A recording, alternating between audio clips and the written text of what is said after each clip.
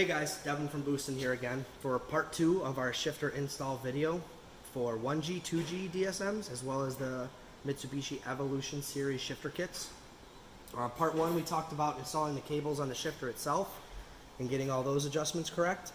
Now we've slid it into the car, bolted it down to the adapter bracket, and now we're going to talk about the adjustments that need to be done under the hood. So basically we're looking at a 2G right here, 2G DSM. We use a factory cable bracket for a 2G DSM. Okay, a 1G DSM comes with a supplied bracket with the shifter kit. You actually have a bell housing sitting over here. This is the bracket that comes with the kit. It eliminates all the mess that's associated with the 1G factory cable bracket system. All the rubber bushings, all that garbage that creates such a horrible feeling shifter is all gone, nice and solid with this kit. So an Evo 8-9 comes with an aftermarket bracket. There's a spacer here. Supplied hardware, you bolt it to the factory location. Right, the Evo 10 also comes with its own supplied bracket.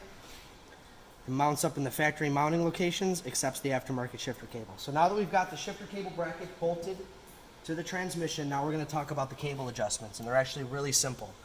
There's basically two things that you need to know and get perfect with each cable. So we're going to talk about cable A, which is the spring-loaded cable for the side-to-side action of the shifter. Right? The cable itself, now that it's attached to the shifter, is spring-loaded. See how it pulls back to the center? And the arm on the transmission also has that spring-loaded action that centers it.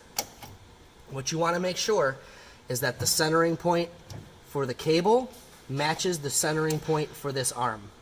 Right? If it doesn't match, what you're going to do is you're going to adjust both where this heim sits, and you can adjust where the sleeve sits on this bracket. So you can move both around, a combination of each, to get it to sit right in the center.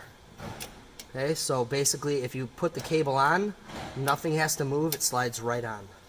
The only other thing that you need to know with this side-to-side cable is that you want to make sure it out-throws the transmission.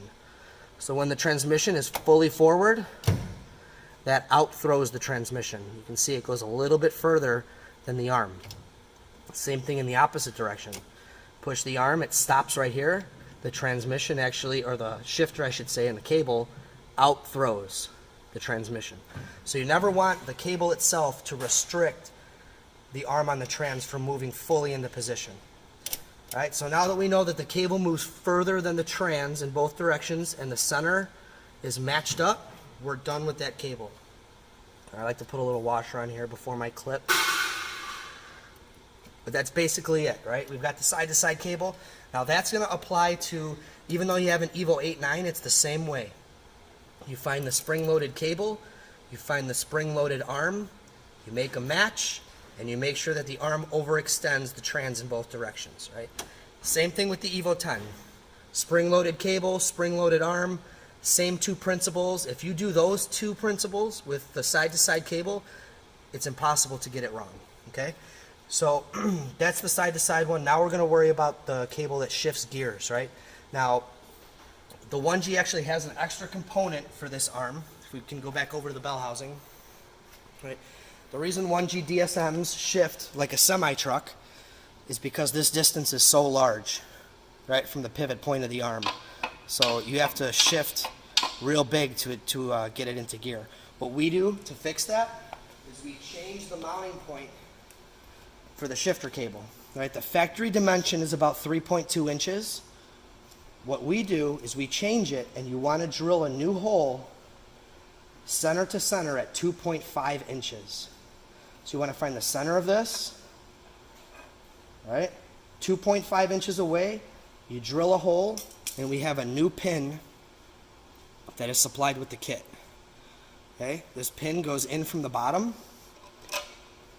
I put some Loctite on here, put a nut on it, torque it down, and that fixes the semi-truck feel of your 1G shifter. Now the throw is going to be normal, like a normal transmission.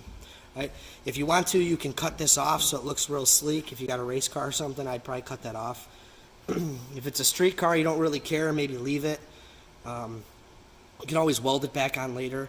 or just leave it there if it doesn't bother you. But me personally, I'd probably trim it off and paint that arm, make it look real nice. So basically, we're changing the mounting point for that forward to back cable. All right. So now we're going to talk about the cable that actually shifts the car. There's only two things you need to know. All right. First thing you got to do is make sure, same thing as the other cable, it outshifts the car. So basically, this is going to be third gear. The cable actually goes a little bit further than the transmission in third gear. When I shift fourth gear, the cable goes a little bit further than the transmission in fourth gear also. All right, you're going to achieve that by doing an adjustment on this Heim, and you can adjust this, right? Just move them both, play around with it, get it right. There's no right or wrong way to do it. You just basically trial and error, right? You just want to make sure that the cable outthrows the trans in both directions. Once you have that, slip the cable on. The only other thing you got to do with this cable is check the shifter and make sure it's in an upright position. All right, so if we walk over inside the car,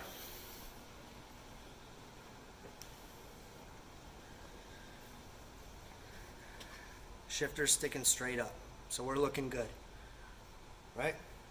So basically, long story short, you get the cable bracket bolted to your transmission. It's supplied with the kit. If you're a 1G, you're going to put a new pin in the shifting arm on your transmission. All right, then install the cable. Two things to remember. Make sure that the spring action centers itself, right? And then you have to make sure that the cable outthrows the trans. For the shifting cable, make sure the cable outthrows the trans. Make sure when you're done, the shifter sticks straight up.